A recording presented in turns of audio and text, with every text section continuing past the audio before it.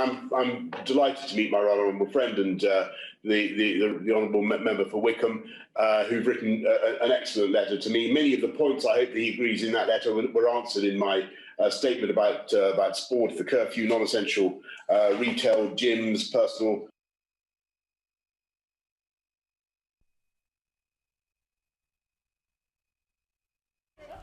Have you pressed the button, Prime Minister? Prime Minister. Right.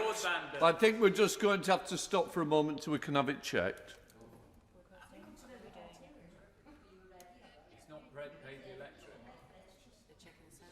We're just checking the sound, Prime Minister. We lost your answer. Have you pressed the button by mistake? Muted.